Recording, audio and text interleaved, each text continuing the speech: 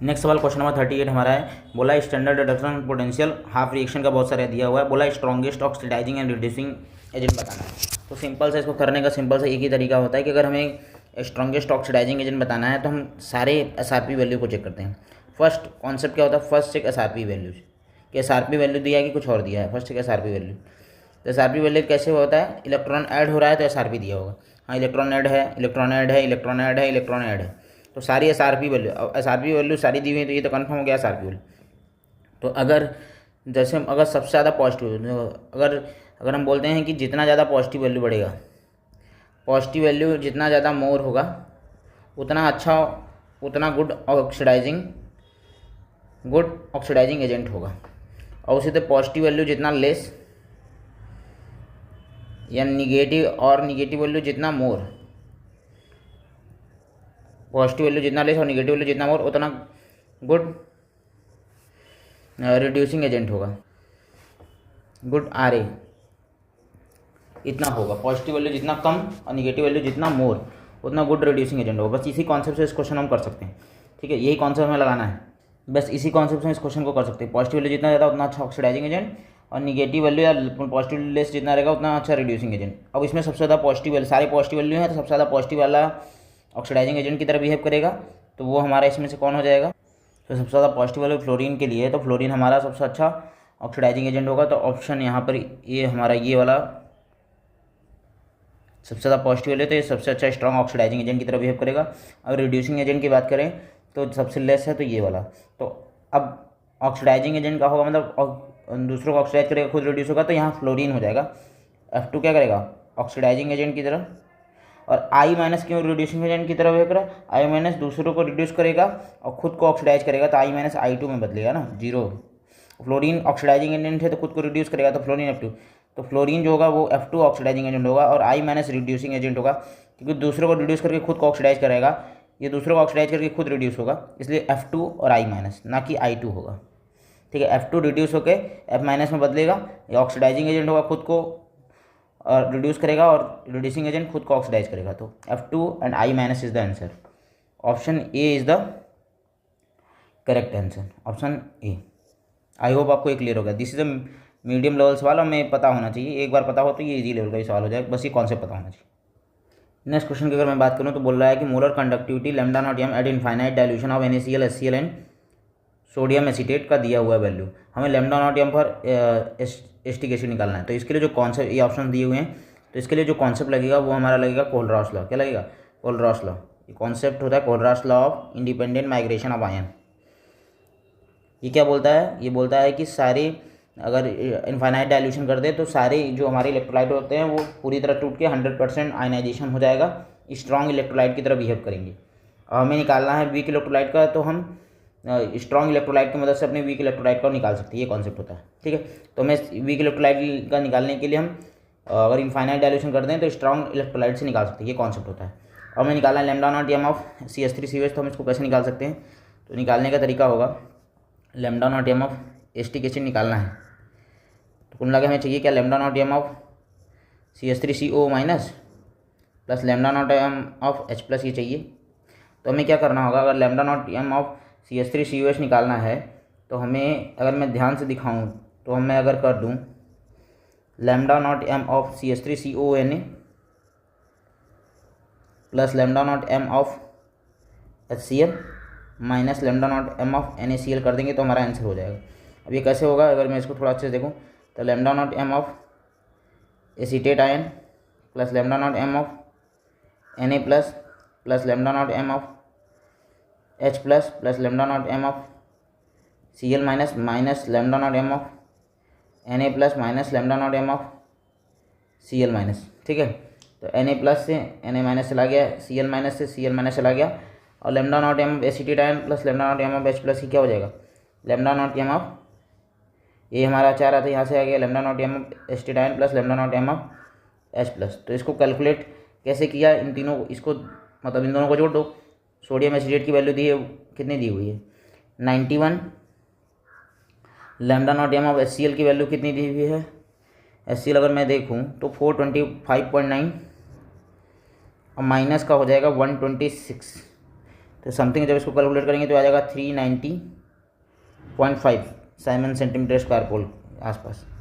तो हमारा आंसर क्या हो जाएगा? ऑप्शन डी 390.5 7 सेंटीमीटर स्क्वायर पर मोल। तो इस तरह से हम कोरोलास लॉ की मदद से इस क्वेश्चन को निकाल सकते हैं। This is also very easy और मीडियम लेवल का सवाल हम बोल सकते हैं, लेकिन ये कॉन्सेप्ट बहुत इजी है। बस प्लस माइनस करके हम वो रिस्पेक्टिव लाना है ions lambda not M of acetic acid. And तो हम लोगों ने कैसे निकाला? हम लोगों ने इसकी मदद से निकाला। ये अगर हम इन दो को प्लस करके माइनस कर देंगे तो हमारा ये आंसर आ जाएगा। नेक्स्ट सवाल हमारा कह रहा है द गिव्स energy for the decomposition of aluminium oxide at 500 degree centigrade is as follows. ये रिएक्शन दे दिया, उसके लिए डेल्टा जी की वैल्यू दे दी 960 किलो जूल पर मोल। बोला the potential difference needed for the electrolytic reduction of aluminium oxide at 500 degree centigrade is at least. Options दे दिए हुए हैं। तो इस तरह क्वेश्चन को कैसे करेंगे? कॉन्सेप्ट देखो, इसके लिए सिंपल ये होता है। कॉन्सेप्ट ये होता है कि जैसे हमें गिव्स फ्री एनर्जी दे दिया है, तो हमें गिव्स फ्री एनर्जी का फॉर्मूला पता है माइनस एन एफ। तो क्या होता है? Delta G is equal to delta G और naught of the reaction equal to minus N F E not cell. हमें पोटेंशियल डिफरेंस नीडेड बताना है, कितना ज़रूरत पड़ेगी इलेक्ट्रोलिटिक रिडक्शन। ये रिडक्शन ही हो रहा है ना, एल्युमिनियम ऑक्साइड का रिडक्शन हो गया, एल्युमिनियम मेटल ऑक्सीजन निकल गया। तो रिडक्शन होने के लिए कितना हमें पोटेंशियल की ज़रूरत पड़ेगी।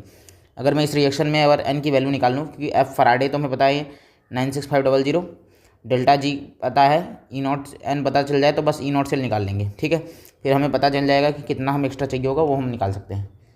ये कॉन्सेप्ट हमें लगाना है। ठीक, अब कैसे करते हैं? इस रिएक्शन को लिख लेते हैं। 2/3 Al2O3 to form 4/3 aluminium plus O2। अगर मैं यहाँ ऑक्सीडेशन स्टेट की बात करूँ तो अगर मैं एल्युमिनियम का हमें पता है +3 होता है, तो 2/3 मल्टीप्लाई बाई +3, ये यहाँ से एल्युमिनियम कहाँ जा रहा है? इसका 4/3, और एल्युमिनियम यहाँ मेटल प्योर में है तो 0 होगा, तो यहाँ से आ जाएगा। अगर मैं मल्टीप्लाई कर दूँ, अच्छा ये 2/3 और कितने हैं? 2 है ना, तो 2 मल्टीप्लाई बाई 3 तो +6 हो जाएगा, तो 12/3 मतलब आ जाएगा 4। और यहाँ क्या हो जाएगा? 4/3 मल्टीप्लाई बाई 0, तो 4 से 0। एल्युमिनियम क्या है यहाँ से टोटल अगर मैं चेंज देखूँ तो इसमें 4 का चेंज हो रहा है, 4 का चेंज हो रहा है नंबर ऑफ इलेक्ट्रॉन। अगर ऑक्सीजन की बात करूँ तो ऑक्सीजन में क्या हो जाएगा? 2/3, 3 ऑक्सीजन का -6 हो जाएगा, और यहाँ पर ये 0 में बदल रहा है, तो 2/3 माइनस अगर मैं निकालूँ तो -12/4, तो यहाँ से -12/3, तो -4 से 0 हो रहा है, मतलब यहाँ भी 4 का ट्रांसफर होता है। एन की वैल्यू 4 आ गई यहाँ से। अब एन की वैल्यू 4 आ गई तो क्वेश्चन सॉल्व करने में आसानी हो गई। कैसे सॉल्व होगा? डेल्टा जी हमें दिया हुआ है 960 किलो जूल पर मोल, तो पहले इसको मैं उसमें बदल देता हूँ जूल पर मोल में, 960,000, क्योंकि जूल ये आ जाएगा जूल पर मोल हमारा डेल्टा जी। एन की वैल्यू क्या है? एन की वैल्यू -4, एफ की वैल्यू 96500। ई नॉट सेल यहाँ से निकालना है, सॉल्व करके निकालना है। तो अब निकालते हैं ई नॉट सेल यहाँ से क्या जाएगा? सारे यूनिट सही है, कोई प्रॉब्लम है नहीं। 9600000 डिवाइडेड बाई 4 माइनस यहाँ जाएगा मल्टीप्लाई बाई 96500। ये 0 से 0, ये 0 से ये 0 कट जाएगा। ठीक है, सॉल्व करने के बाद ई नॉट सेल की वैल्यू आ रही है माइनस का 2.48 वोल्ट समथिंग। अब 2.48 वोल्ट ये तो हमें पता है कि इतना पोटेंशियल है। इसके बाद अब हमें कितना नीड होगा इलेक्ट्रोलाइटिक रेडिएशन कराने, तो उतना पॉजिटिव वैल्यू देना पड़ेगा। तो -2.48 है, तो पोटेंशियल डिफरेंस नीडेड कितना होगा? 2.5 वोल्ट के अराउंड होगा needed. The needed potential difference is around 2.5 volt, plus का 2.5 वोल्ट, प्लस का 2.5 वोल्ट फॉर दिस रिडक्शन। इस तरह से हम इस क्वेश्चन को सॉल्व कर सकते हैं। क्वेश्चन ये है कि standard reduction potential of 3 metal XYZ दे दिया, 1 प्लस का 1.2 और प्लस का 0.5 वोल्ट और -3.0 वोल्ट। ठीक है, बोला है रिड्यूसिंग पावर। तो मैंने सिंपल सा बताया कि रिड्यूसिंग पावर बताने के लिए सिर्फ एक ही कॉन्सेप्ट लगाना है। ठीक है, रिड्यूसिंग पावर निकालने के लिए क्या कॉन्सेप्ट लगाना है? Reducing power.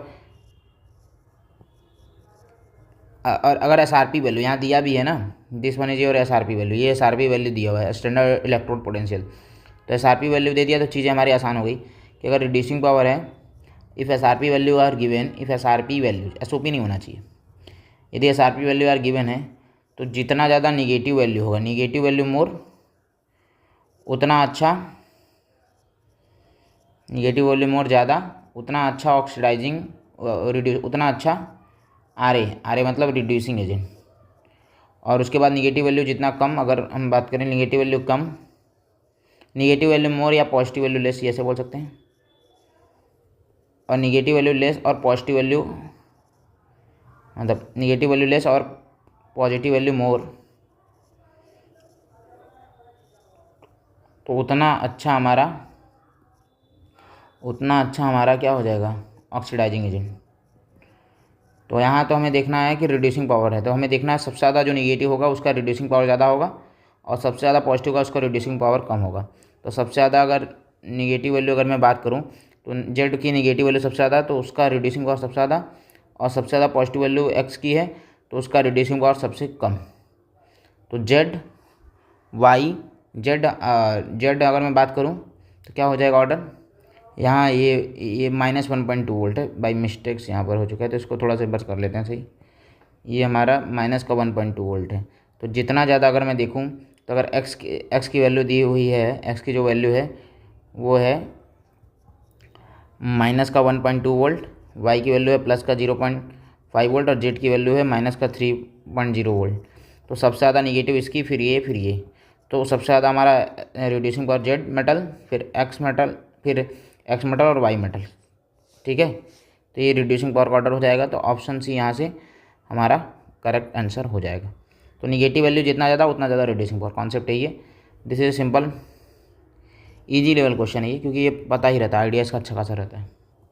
नेक्स्ट सवाल हमारा करा है इलेक्ट्रोड पोटेंशियल दिया हुआ है। क्वेश्चन क्या है, electrode potential for copper 2 plus 1 electron to form copper plus and copper plus 1 electron to form copper दिया हुआ है। बोला the value of E not copper 2 plus से कॉपर विल बी, ठीक है। तो अब हमें क्या, अगर मैं इसको रिएक्शन लिख के इसको डेल्टा जी से सॉल्व करते हैं, क्योंकि डेल्टा जी एडिटिव प्रॉपर्टी है। ई नॉट सेल को हम डायरेक्टली प्लस और माइनस नहीं कर सकते, वो एक ही केस पे कर सकते हैं यदि इलेक्ट्रॉन का चेंज अगर कैंसिल आउट हो जाए, लेकिन यहाँ ऐसा होने वाला नहीं है, वो मैं दिखा रहा हूँ। तो अगर मैं इसके लिए रिएक्शन लिख के आपको अगर दिखाऊँ तो रिएक्शन ये है कि कॉपर, अगर मैं थोड़ा इसको करूँ, है क्या reaction, copper 2 plus 1 electron to form copper plus, फिर इसके लिए ई नॉट की वैल्यू दे दी हुई है प्लस का 0.15 वोल्ट, इसको मैं फर्स्ट मान लेता हूँ, ठीक है। और कॉपर प्लस 1 इलेक्ट्रॉन से कॉपर बन रहा है और इसके लिए ई नॉट की वैल्यू दे दी है प्लस का 0.50 वोल्ट, इसको सेकंड मान लिया। हमें निकालना क्या है इन दोनों को, हमें निकालना है कॉपर 2 प्लस 2 इलेक्ट्रॉन से कॉपर, इसकी वैल्यू निकालनी है। अगर मैं देखूं तो इसकी ई नॉट की वैल्यू हमें फाइंड आउट करनी है, तो इन दोनों को जोड़ के भी आ सकता है ना, कॉपर प्लस से कॉपर प्लस चला जाएगा 2 इलेक्ट्रॉन, तो इसकी वैल्यू मान लेते हैं हमें निकालनी है। तो निकालना क्या टफ है, बहुत सिंपल है, लेकिन हमें सिंपल ये हम डायरेक्टली प्लस करके नहीं निकाल सकते या माइनस करके नहीं निकाल सकते, गलत हो जाएगा, क्योंकि यहाँ पर ये ई नॉट से इंटेंसिव प्रॉपर्टी होती है, इसको डायरेक्टली ऐड नहीं कर सकते। हमें क्या कर सकते हैं, गैस फ्री एनर्जी कर सकते हैं। तो अगर इसके लिए मैं डेल्टा G1 लिखूँ तो डेल्टा G1 क्या हो जाएगा, minus n of E not cell, minus n की वैल्यू 1 इलेक्ट्रॉन ट्रांसफर 1 हो जाएगा, और फिर उसके बाद मल्टीप्लाई बाय एफ, और ई नॉट सेल की वैल्यू, एफ को एफ में ही रखना है, ई नॉट सेल की वैल्यू प्लस का 0.15 ये हो जाएगा। इसी तरह डेल्टा G2 क्या हो जाएगा, माइनस का 1 into F into E not cell की वैल्यू प्लस का 0.50 वोल्ट, ये हो जाएगा। अब हमें डेल्टा G3 निकालना है, वो हो जाएगा माइनस का 2 into F into E not cell, ये निकालना है। अगर मैं ध्यान से देखूं, अगर मैं रिएक्शन इसको फर्स्ट और सेकंड को ऐड कर दूं तो थर्ड हमें रिएक्शन मिल जाएगा। तो adding delta G1 plus delta G2 we get delta G3। अब होगा क्या, अगर मैं इसको दिखा सकूं तो delta G1 plus delta G2 अगर हम इसको ऐड कर देंगे तो हमें डेल्टा G3 मिल जाएगा, ठीक है।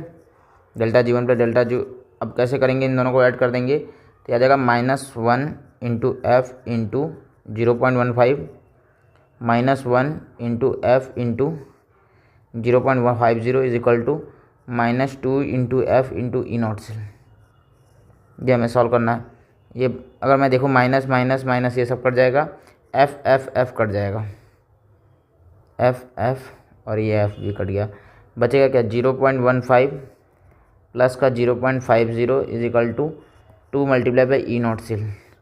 तो ई नॉट सेल की वैल्यू क्या हो जाएगी 0.650 वोल्ट, 2 मल्टीप्लाई बाई और डिवाइड बाई 2 कर देंगे, आ जाएगा 0.325 वोल्ट। तो ई नॉट सेल हमारा क्या आ जाएगा, ई नॉट कॉपर 2 प्लस से copper is equal to 0.325 volt. I hope आपको एकदम क्लियर हो गया होगा। तो ऑप्शन सी इसका आंसर हो जाएगा, बी ऑप्शन 0.325 वोल्ट। नेक्स्ट सवाल हमारा करा है the standard electrode potential for SN4 plus से SN2 प्लस कपल का दिया हुआ है प्लस का 0.15 volt and that for the chromium 3+ से क्रोमियम कपल का दिया हुआ है 0.74 volt. This two couples in their standard state are connected to make a cell, the cell potential क्या होगा। ये 4 ऑप्शन हमें दिया हुआ है। तो इस तरह क्वेश्चन को सिंपल करने का तरीका ये है कि हमें देखना पड़ेगा क्या SRP वैल्यू दिया है। हाँ देख लेते हैं। SN4+ से SN2+ की वैल्यू दी हुई है, कपल की वैल्यू 0.15 वोल्ट। अगर मैं इसको रिएक्शन पॉइंट ऑफ व्यू से लिखूँ तो SN4+ प्लस 2 इलेक्ट्रॉन से क्या बन जाएगा SN2+, और इसकी E0 की वैल्यू दी हुई है 0.15 वोल्ट। नेक्स्ट हमारा क्रोमियम 3+ से क्रोमियम की वैल्यू, इसके लिए दिया हुआ है माइनस का 0.74 वोल्ट। तो ये आ जाएगा chromium 3+ plus 3 electron to form chromium, इसके लिए E0 की वैल्यू दी हुई है माइनस का 0.74 वोल्ट। इसकी E0 की वैल्यू दोनों पता चल गई। और बोल रहा है कि this two couples in their standard state are connected to make a cell. इन दोनों को कपल करके हमने एक सेल बना लिया, तो सेल पोटेंशियल क्या होगा। कुल मिला के E0 सेल निकालना है। अब E0 सेल निकालना है तो पहले हमें समझना होगा कि किसको एनोड और किसको कैथोड बने। अगर मैं देखूँ तो इसकी वैल्यू नेगेटिव है, तो मतलब ये मोर रिड्यूसिंग एजेंट होगा, और रिड्यूसिंग एजेंट होगा तो खुद का इसका ऑक्सीडेशन होगा, और ऑक्सीडेशन होगा इसका तो ये एनोड पे जाएगा। और फिर ये पॉजिटिव वैल्यू है इसके कंपेरिजन में, तो ये हमारा हो जाएगा, इसका हमारा हो जाएगा ये अगर पॉजिटिव वैल्यू तो ऑक्सीडाइजिंग एजेंट की तरह बिहेव करेगा, तो ये खुद को रिड्यूस करेगा, और रिडक्शन जहाँ हुआ वो कहाँ जाएगा, वो जाएगा कैथोड पे। इतना तो हमें पता है, तो हमें ये तो पता चलेगा। और E0 सेल निकालना सबसे आसान काम है। वो क्या होता है, E0 SRP वैल्यू देखते हैं, cathode minus E0 SRP of anode, ये हमारा कॉन्सेप्ट होता है। ठीक है, E0 SRP ऑफ कैथोड की अगर मैं बात करूँ तो आ जाएगा हमारा माइनस का, अगर मैं कैथोड की बात करूँ तो ये आ जाएगा माइनस का, नहीं कैथोड तो 0.15 वोल्ट है ना, यही है, तो 0.15 माइनस का 0.74, ठीक है, तो आ जाएगा 0.89 वोल्ट। ये हमारा आंसर हो जाएगा। तो option B is the correct answer, plus का 0.89 वोल्ट। द सेल पोटेंशियल हमारा क्या हो जाएगा, प्लस का 0.89 वोल्ट। इसको एकदम क्लियर रखना है। तो सिंपल हमें एनालाइज करना था और कर लेना था। तो मीडियम लेवल का सवाल है। पहले तो हमें कैथोड एनोड पहचानना था, उसके लिए हमें SRP वैल्यू देखना था। SRP वैल्यू में जो ज़्यादा निगेटिव वैल्यू, वो क्या करेगा, रिड्यूसिंग एजेंट की तरह बिहेव करेगा, तो दूसरों को रिड्यूस करेगा, खुद को ऑक्सीडेशन करेगा। और खुद को ऑक्सीडेशन कहाँ होता है, एनोड पर होता है। और पॉजिटिव वैल्यू ज़्यादा कंपेरिजन रहेगा तो वो क्या होगा, ऑक्सीडाइजिंग एजेंट की तरह बिहेव करेगा। तो ऑक्सीडाइजिंग एजेंट में क्या होता है, दूसरों को ऑक्सीडाइज करेगा, खुद इसका रिडक्शन होगा। तो रिडक्शन कहाँ होता है, कैथोड पे। E0 सेल में हम क्या देखते हैं, E0 SRP of cathode minus E0 SRP of anode, दोनों SRP वैल्यू दी हुई है। कैथोड पे कौन है, टीन वाला मेटल, तो उसका 0.15 रख दिया। एनोड पे कौन सा है, क्रोमियम मेटल, तो उसकी वैल्यू SRP रख दिया। ऐड करके निकाल लिया, प्लस का 0.89 वोल्ट आ गया। तो ये थोड़ा कॉन्सेप्ट लगाना है, इसमें साइन का प्रॉपर केयर करना है। अगर एक बार साइन का केयर कर लो तो अच्छे से आ जाएगा। बहुत लोग को E0 सेल नहीं निकालने आता, लेकिन इस कॉन्सेप्ट से करोगे। E0 सेल का फॉर्मूला ये याद रखोगे, और हर बार चेक करना SRP वैल्यू दी है। SRP वैल्यू कैसे पता चलेगा, इलेक्ट्रॉन ऐड हुआ रहेगा तो वैल्यू जो लिखी होगी वो हमारा SRP वैल्यू होगा। SRP वैल्यू पता चल जाएगा तो उससे जो मोर निगेटिव वैल्यू होगा उससे हम बता देंगे कि ये रिड्यूसिंग एजेंट और ऑक्सीडाइजिंग है।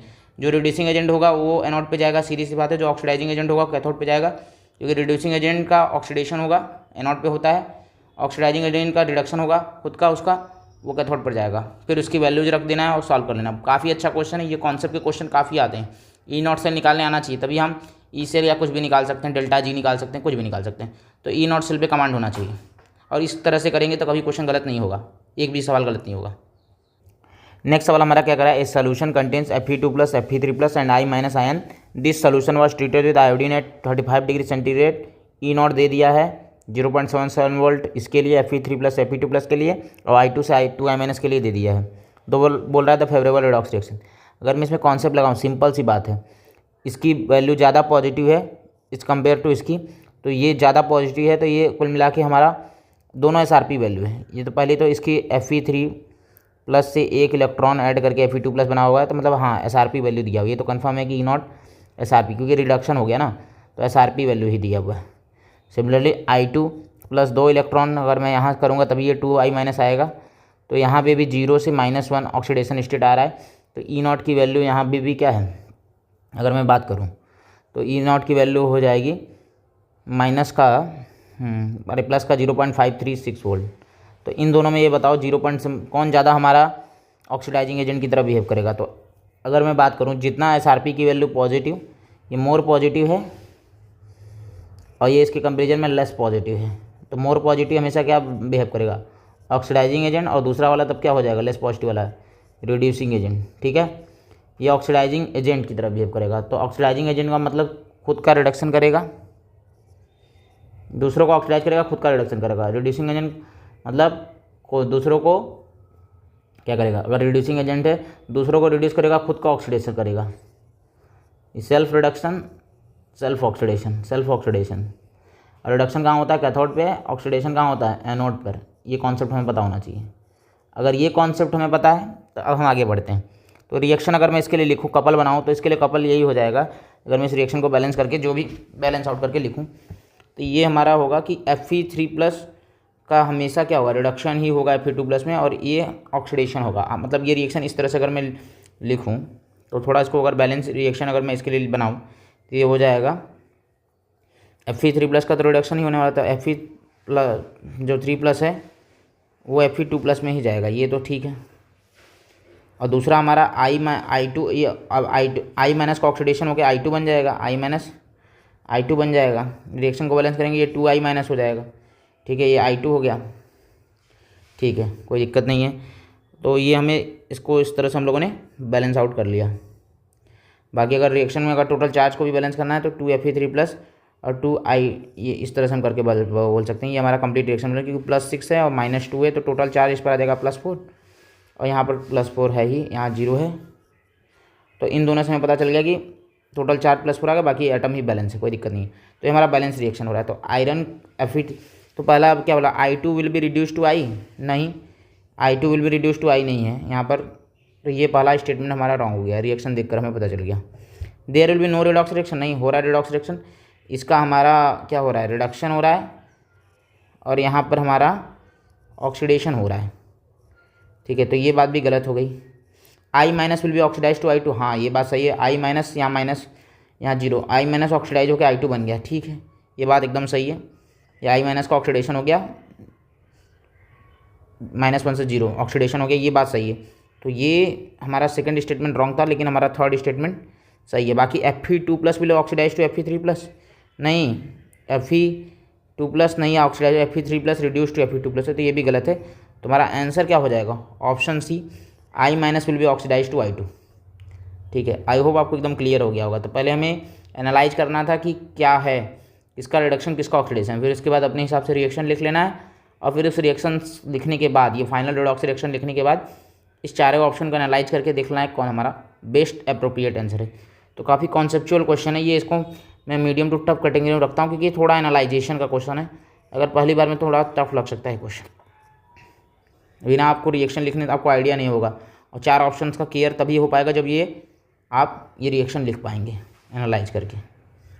कंप्लीट सेल रिएक्शन लिखने आना चाहिए, हाफ सेल रिएक्शन से। नेक्स्ट सवाल हमारा कर रहा है, the for the reduction of silver ion with copper metal the standard cell potential was found to be +0.46 volt at 25 degree centigrade, the value of standard gives energy delta G0 will be. ये हमें बताना है, options दिए हुए हैं, तो हम इसको कैसे करेंगे ये हमें देखते हैं। तो इसके लिए पहले हमें सेल रिएक्शन लिखना पड़ेगा। Reduction of silver ion with copper metal, silver ion with copper metal और सिल्वर आयन है, उसका रिडक्शन करना है सिल्वर आयन का। तो ये तो हो जाएगा कॉपर +2 में बदलेगा, और यहाँ Ag, अगर मैं इसको बैलेंस कर दूँ तो यहाँ पर कॉपर 2+, 2 इलेक्ट्रॉन से होगा तो 2Ag+ और 2Ag इस तरह से बदलेगा। तो हमारा कंप्लीट रिएक्शन होगा। अगर मैं देखूँ तो यहाँ 2 इलेक्ट्रॉन का ट्रांसफ़र होगा, कुल मिला के n=2 हो जाएगा। ठीक है, 2 पॉजिटिव है, 2 पॉजिटिव है, 2 इलेक्ट्रॉन दोनों साइड रहेंगे, तभी कट आउट होंगे। तो n की वैल्यू 2 है, तो delta G0 = -NF E0 cell, ये हमारा फॉर्मूला होगा। E0 सेल हमें दे दिया है, फराडे की वैल्यू पता ही होती है, -2 × फराडे 96500 दिया हुआ है। E0 सेल की वैल्यू भी दिया हुआ है 0.46। सॉल्व करेंगे, आ जाएगा -88.780 जूल, और किलो जूल पर में निकालना है तो 1000 से डिवाइड कर देंगे, तो आ जाएगा -88.78 किलो जूल, और इसको हम लिख सकते हैं -89 किलो जूल के आसपास। तो ऑप्शन ए हमारा करेक्ट आंसर हो जाएगा। तो दिस इज सिंपल, हमें ये रिएक्शन का आइडिया होना चाहिए, तभी हम पहले रिएक्शन का आइडिया होने से हमें एन की वैल्यू पता चल जाएगी। अगर मैं इसके लिए रिएक्शन लिख भी दूँ तो ये हो जाएगा कॉपर 2+2 इलेक्ट्रॉन से मिलकर कॉपर मतलब अगर मैं इसका ऑक्सीडेशन हो रहा है तो इस तरह ये रिएक्शन इस तरह से, अगर मैं रिएक्शन जिसको ना समझना है कि n की वैल्यू 2 है, उसके लिए है कि 2Ag प्लस 2 इलेक्ट्रॉन से Ag बन रहा है, ये रिडक्शन हाफ सेल हो जाएगा, this is reduction half cell RHC, और ऑक्सीडेशन हाफ सेल जो हमारा हो जाएगा वो हो जाएगा कॉपर प्लस 2 और 2 इलेक्ट्रॉन, तो ये हमारा हो जाएगा। इन दोनों को जोड़ देंगे तो ये हमारा कंप्लीट ये रिएक्शन हमारा आ जाएगा। ठीक है, ये रिएक्शन आ जाएगा कंप्लीट सेल रिएक्शन। तो n की वैल्यू 2 हो गई और n की वैल्यू 2 से हम सॉल्व कर लेंगे। तो मीडियम लेवल का सवाल है, बस n की वैल्यू निकालने का कॉन्सेप्ट है, नहीं तो डेल्टा जी तो हम निकालते ही आए थे। This is a medium level सवाल। नेक्स्ट सवाल हमारा इन्फॉर्मेशन बेस्ड सवाल है। बोला है an increase in equivalent conductance of a strong electrolyte with dilution is mainly due to, मतलब equivalent conductance of strong electrolyte dilution के साथ इंक्रीज होता है mainly due to increase in ionic mobility of ion. हाँ, ये statement जो हमारा सही है। बाकी स्टेटमेंट को देख ले रहे हैं कि जो मेन रीजन है increase in number of ions नहीं, स्ट्रॉन्ग इलेक्ट्रोलाइट तो हमेशा नॉर्मल कंसंट्रेशन पे उसके नंबर ऑफ आयंस होते हैं, तो increase in both number of ions नहीं, नंबर ऑफ आयंस नहीं, क्योंकि स्ट्रॉन्ग इलेक्ट्रोलाइट है वो पहले ही 100% आयनाइजेशन हो सकता है, वो किसी भी कॉन्सेंट्रेशन डाइल्यूट हो चाहे ना हो, कम्प्लीटली स्ट्रॉन्ग इलेक्ट्रोलाइट 100% आयनाइजेशन होता है। तो नॉर्मल डाइल्यूशन कोई ज़रूरत नहीं एट ऑल कंसंट्रेशन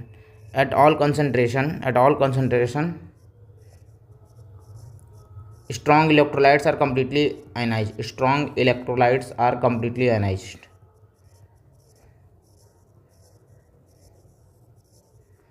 तो उसको नंबर ऑफ आयन डाइल्यूशन करने से फर्क, no effect on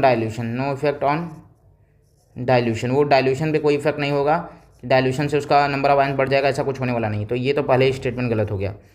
increase in both number of ions and ionic mobility बढ़ाता है लेकिन नंबर ऑफ आयंस नहीं। 100% of ionisation of electrolyte normal condition नहीं, मतलब किसी भी कॉन्सेंट्रेशन किसी भी डाइल्यूशन पे वो 100% होगा, चाहे वो डाइल्यूट रहे चाहे कॉन्सेंट्रेट रहे। और ये जो मेन स्टेटमेंट है strong electrolyte on increasing dilution, जो नंबर ऑफ आयन तो रिमेन सेम रहेगा but the ionic mobility increases and the equivalent conductance increase. ये स्टेटमेंट याद कर लेना, माइंड में रख लेना स्ट्रॉन्ग इलेक्ट्रोलाइट के लिए। तो at all concentration strong electrolyte are completely no effect on dilution, ये कॉन्सेप्ट। तो जो हमें मेन स्टेटमेंट याद रखना है वो स्टेटमेंट में लिखवा देता हूँ, वो आपको याद रख लेना है। ऑन इंक्रीजिंग द डाइल्यूशन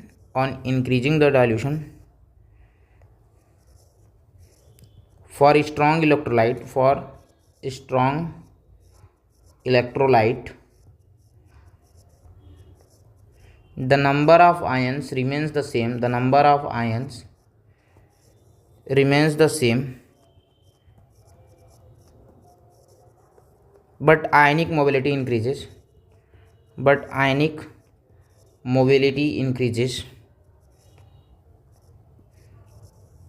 और आयनिक मोबिलिटी इंक्रीज करेगा एंड इक्विवेलेंट कंडक्टेंस इंक्रीजेज। वही मेन रीज़न है इक्विवेलेंट कंडक्टेंस इंक्रीज होने का, आयनिक mobility conductance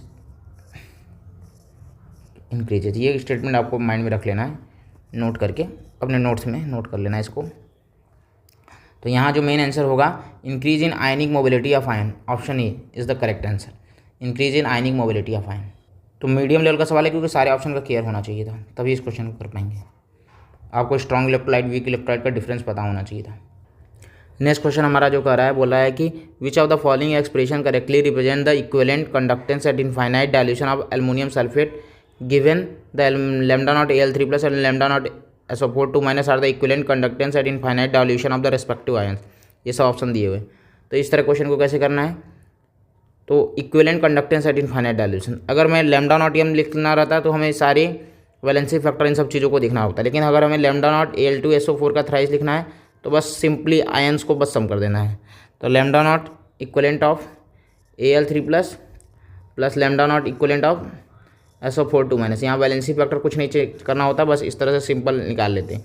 lambda naught M मिलता है तो वैलेंसी फैक्टर से मल्टीप्लाई करते हैं। तो ऑप्शन यहाँ से हमारा B is the correct answer.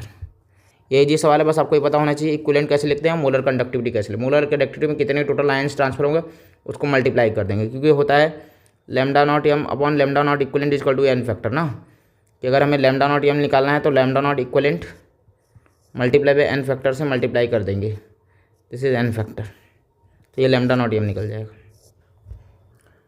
ये क्वेश्चन बोल रहा है कि EMF consider the following relation for the EMF of the electrochemical से 4 ऑप्शन दिया, बोला है इनमें से कौन सा रिलेशन करेक्ट है। तो ईएमएफ ऑफ द सेल का फार्मूला कुल मिला के पूछा, तो इसके लिए आपको फार्मूला याद होना चाहिए तभी इस क्वेश्चन कर पाएंगे, नहीं तो आप ऑप्शन पढ़ के कन्फ्यूज़ हो जाएंगे। तो फार्मूला मैं लिखवा देता हूँ, उसको आप नोट कर लो। फार्मूला क्या है वो नोट कर लेते हैं। तो वो होता है ईएमएफ ऑफ द सेल का जो फार्मूला है, ईएमएफ ऑफ सेल का फार्मूला है वो है, यहीं पे लिख देते हैं, ई सेल इक्वल टू, एक तो reduction potential of cathode, reduction potential of cathode,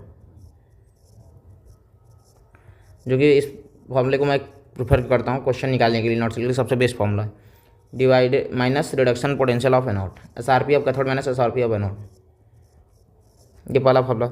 दूसरा फॉर्मूला होता है रिडक्शन पोटेंशियल ऑफ कैथोड, अब इसी को निगेटिव कर देंगे तो ऑक्सीडेशन पोटेंशियल ऑफ एनोड हो जाएगा, रिडक्शन पोटेंशियल ऑफ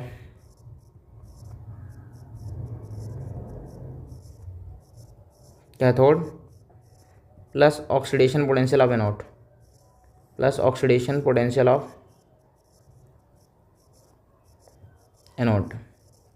थर्ड हमारा ईएमएफ ऑफ द सेल का फॉर्मूला, ई सेल का फॉर्मूला है oxidation potential of anode, oxidation potential of anode minus oxidation potential of cathode, minus oxidation potential of cathode. ये formula है, ये तीन फॉर्मूले हैं। अब हमें देख लेना कौन सा है, तो reduction potential of cathode minus reduction potential of ये नहीं है, तो थर्ड वाला फॉर्मूला तो प्लस वाला है, तो ये गलत हो जाएगा।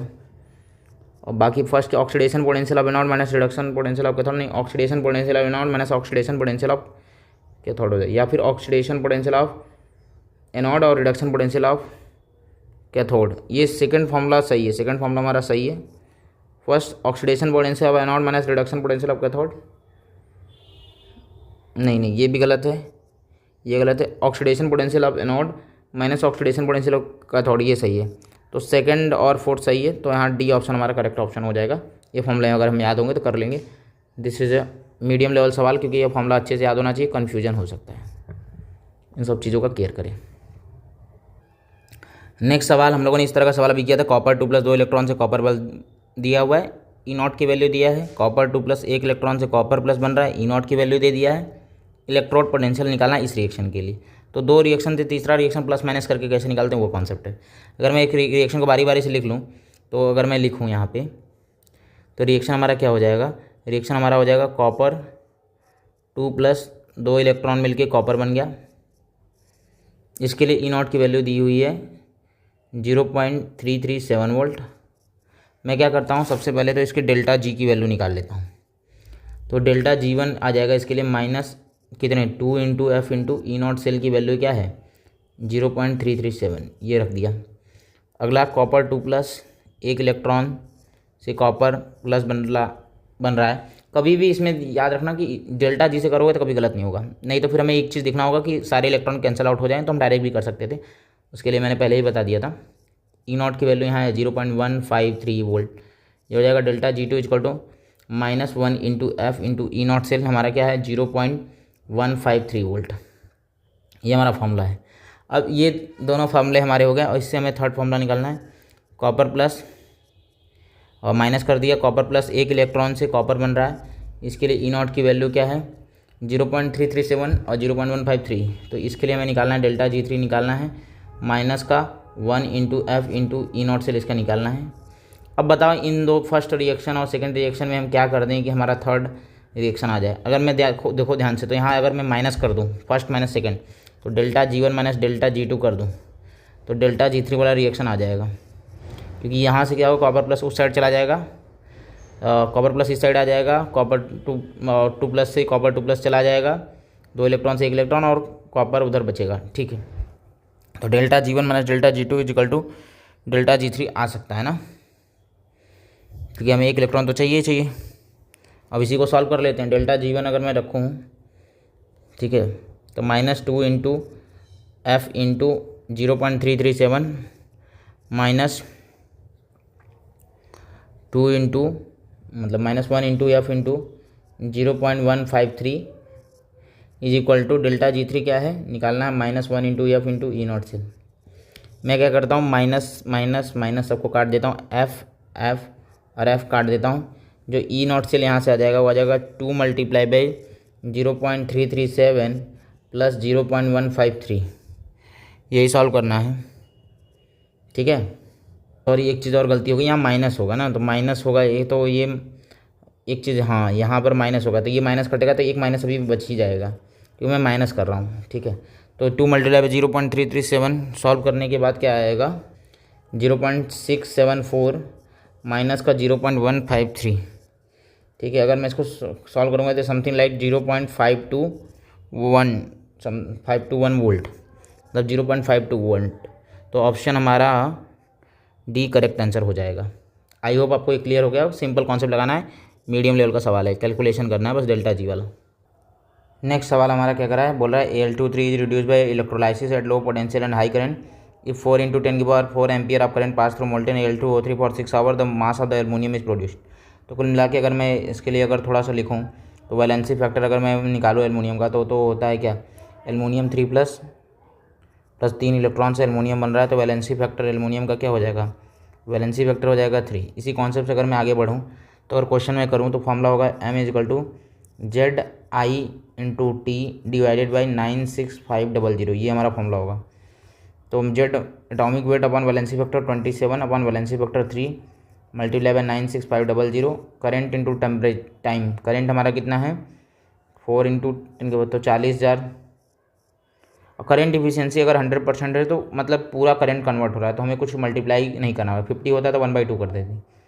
टाइम की वैल्यू 6 आवर, तो 6 मल्टीप्लाई बाई 3600 सेकेंड हो जाएगा। सॉल्व कर लेंगे, यहाँ से आ जाएगा 3 9 जा 16, 9 6 जा इसको 54 कर सकते हैं। 54 मल्टीप्लाई बाई 3600 मल्टीप्लाई बाई 40, मतलब 30, अच्छा ये 0 0 काट सकते हैं, तो अगर मैं इसको काट दिया तो 36 हो जाएगा। तो 54 multiply by 36 multiply by 40,000 divided by 965। इसको जब सॉल्व करेंगे तो सॉल्व करने के बाद जो हमारा आंसर आ रहा है वो आ रहा है 80,580, इतना ग्राम आ रहा है। तो इसको मैं अगर करूँ ग्राम में तो 8 × 10⁴, मतलब 8.1 × 10⁴ ग्राम के आसपास आ जाएगा। तो ऑप्शन ये यहाँ से हमारा करेक्ट आंसर हो जाएगा। तो सिंपल कैलकुलेशन थोड़ा देखना है, मीडियम लेवल का सवाल है।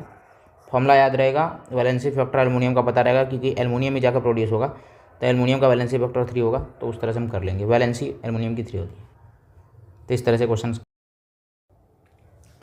नंबर 51 क्या करा है, the equivalent conductance of M/32 solution of a weak monoacidic basic acid is 8 mho, मतलब ohm inverse centimetre square at infinite dilution is 400 mho, मतलब ohm inverse 7 metre square. The dissociation constant of the acid, dissociation constant of the acid हमें निकालना है। तो अगर alpha हमारा less than 10% आ जाएगा, तो अगर हमारा अल्फ़ा, पहले इसमें हम क्या करते हैं अल्फ़ा कैलकुलेट करते हैं। अगर अल्फ़ा लेस देन 10% आ जाए तो हम डायरेक्ट K = C⁴ वाला फॉर्मूला यूज़ कर लेंगे, 1 - अल्फ़ा नहीं यूज करेंगे। अब अल्फ़ा निकालना है, कॉन्सेंट्रेशन दे दिया है और इनफाइनाइट डाइल्यूशन पे और वीक मोनो बेसिक एसिड के लिए इक्विवेलेंट कंडक्टेंस दे दिया है। तो अल्फ़ा की वैल्यू तो तुरंत निकल जाएगी, alpha = lambda equivalent upon lambda nought equivalent. ठीक है, lambda equivalent upon lambda nought equivalent, इससे निकाल लेंगे। तो ये क्या हो जाएगा 8 डिवाइडेड बाई 400, तो क्या आ जाएगा 1/50 आ जाएगा। 1/50 मल्टीप्लाई बाई 2 मल्टीप्लाई बाई 2 कर देंगे, 2/100 मतलब 2 × 10⁻², 2% के आसपास आ जाएगा। तो परसेंटेज अल्फ़ा अगर 2% आ रहा है तो 2% मतलब लेस देन 10% हो गया, तो हम ये वाला फॉर्मूला यूज़ कर लेंगे। हमें डिसोसिएशन कांस्टेंट K की वैल्यू निकालनी है, फॉर्मूला यूज़ कर देंगे C⁴। C की वैल्यू दी हुई है 1/32, मतलब 1/32 अल्फ़ा स्क्वायर क्या हो जाएगा 2 × 10⁻² का होल स्क्वायर आ जाएगा। तो 1/32 मल्टीप्लाई बाई 4 मल्टीप्लाई बाई 10⁻4 हो जाएगा। यह आ जाएगा 10⁻4 डिवाइडेड बाई 8 हो जाएगा। इसको मैं लिख सकता हूँ 10 multiply by 10⁻5 divided by 8, divide कर दूंगा आ जाएगा 1.25 × 10⁻5। ये हमारा K की वैल्यू हो जाएगा, dissociation constant of the acid K = 1.25 × 10⁻5। Answer क्या हो जाएगा, ऑप्शन डी हो जाएगा। सिंपल ये कॉन्सेप्ट है, पता हो तो ये मीडियम लेवल का सवाल है, this is medium level question.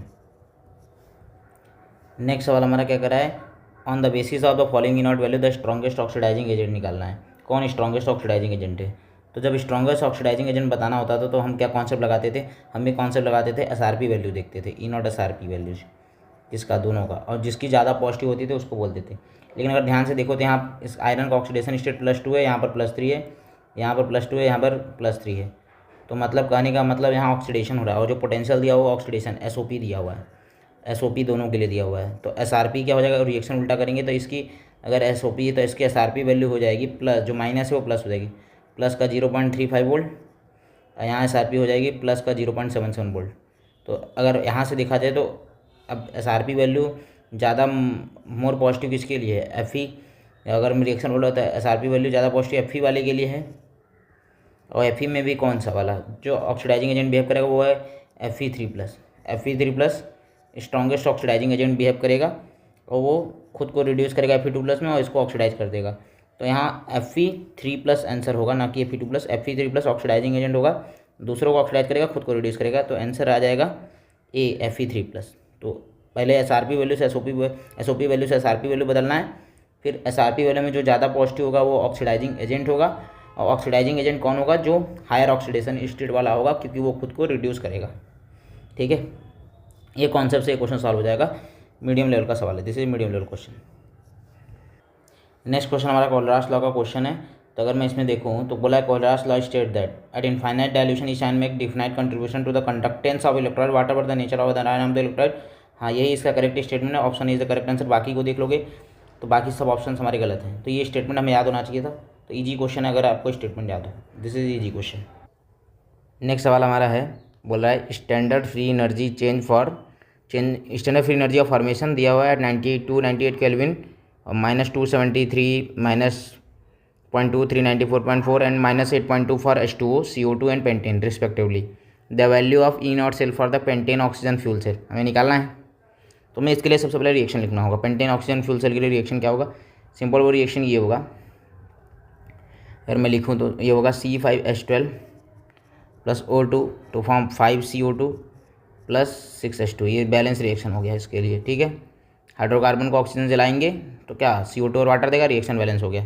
अब रिएक्शन बैलेंस हो गया है तो हमें स्टैंडर्ड फ्री एनर्जी सबका दिया हुआ है, तो बाकी हम निकाल लेंगे। तो डेल्टा G0 अगर मैं इस रिएक्शन का निकालूँ तो delta G0 formation of product minus delta G0 formation of reactant, जितने समेसन है, minus delta G formation of reactant, ये निकाल लूँ। तो अगर मैं डेल्टा G0 ऑफ रिएक्शन यहाँ से निकालूँगा तो आ जाएगा हमारा माइनस का 394.4 × 5, ठीक है, माइनस का 2 प्लस माइनस का 237.2 × 6। ये किसका किसका आ रहा है, ये 5 × CO2। CO2 का है कितना, CO2 का है तुम्हारा 394। फिर उसके बाद H2O का 6 × वाटर का 237 है, माइनस इतना करने के बाद माइनस कर देंगे माइनस का 8.2। ये किसका है, हाइड्रोकार्बन का। ऑक्सीजन का तो हमें पता है 0 हो जाएगा स्टैंडर्ड स्टेट में। तो बस अब इसको सॉल्व करेंगे, जब इसको सॉल्व करेंगे मल्टीप्लाई करने के बाद सारे निगेटिव है तो करीब आ जाएगा, ये प्लस पॉजिटिव समथिंग है तो आ जाएगा -3387 किलो जूल आ गया। ये किलो जूल में आया क्योंकि सब किलो जूल में ही दिया हुआ है, तो ये हमारा किलो जूल पर मोल हमारा आंसर आ गया। अब हमें क्या करना है, डेल्टा G0 आ चुका है। अब हमें क्या करना है, अब इस रिएक्शन को इलेक्ट्रॉनिकली, मतलब क्योंकि अब हमें -NF E0 सेल से कंपेयर करके E0 सेल निकालना है, डेल्टा G0 निकल चुका है, तो मुझे अब ये निकालना है delta G0 = -NF E0 cell. यही पोटेंशियल है जो हमारा आ जाएगा। अब यही हमें E0 सेल निकालना है, कैसे निकालेंगे, डेल्टा G हमारे पास निकल चुका है, -3387 × 1000 कर देंगे, जूल में आ जाएगा, -n नंबर ऑफ इलेक्ट्रॉन। अब n number of electron balance करने के लिए हमें इसको बैलेंस करना होगा, इस रिएक्शन को क्या करना होगा, बैलेंस करना होगा। कैसे हम रिएक्शन को बैलेंस करें कि हमारा सारा रिएक्शन बैलेंस हो जाए, ठीक है। और E0 सेल यहाँ से -n अगर निकल गया, F की वैल्यू पता है, E0 सेल की वैल्यू निकालनी है, मतलब इसकी तो वो हो जाएगी 96500, बस n की वैल्यू निकल जाए। तो n कैसे निकालेंगे, अब इसके लिए हमें 2 रिएक्शन लिखना होगा, ऑक्सीडेशन हाफ सेल रिएक्शन और रिडक्शन हाफ सेल रिएक्शन। उसके बाद इस क्वेश्चन को बैलेंस करना होगा। तो अगर मैं इसको थोड़ा आपको आइडिया दे दूँ, एक बेसिक आइडिया दे दूँ ऑक्सीडेशन हाफ सेल, तो इसके लिए ऑक्सीडेशन हाफ रिएक्शन और रिडक्शन हाफ रिएक्शन अगर मैं लिखूँ तो जो C5H12 होता है उसको हम वाटर से बैलेंस करके, ये हम लोग रिडॉक्स में पढ़ते हैं, 5CO2 + 32H plus plus 32 electron. ये हमारा ऑक्सीडेशन हाफ रिएक्शन हो गया, ठीक है। एसिडिक मीडियम में मान के बैलेंस कर रहे हैं। दूसरा रिडक्शन हाफ रिएक्शन अगर मैं लिखूँ तो इसके लिए आ जाएगा A22 plus 32H plus plus 32 electron to form 16H2O।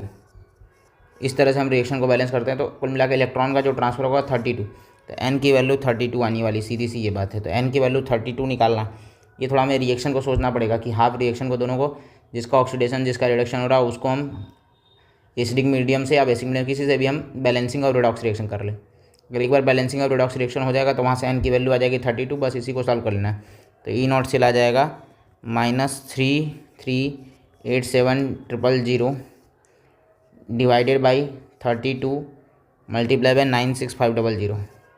Minus से माइनस चला जाएगा, तो ये हमारा E0 सेल की वैल्यू होगी। जब इसको सॉल्व करेंगे, ठीक है, 32,87,000 मल्टीप्लाई बाई, तो समथिंग लाइक 1.0968 वोल्ट आ रहा है, ठीक है। तो E0 सेल की वैल्यू इतनी आ जाएगी, और E0 सेल की वैल्यू इतनी किस ऑप्शन में है, वो ऑप्शन ए। तो ऑप्शन ए हमारा क्या करेक्ट आंसर हो जाएगा।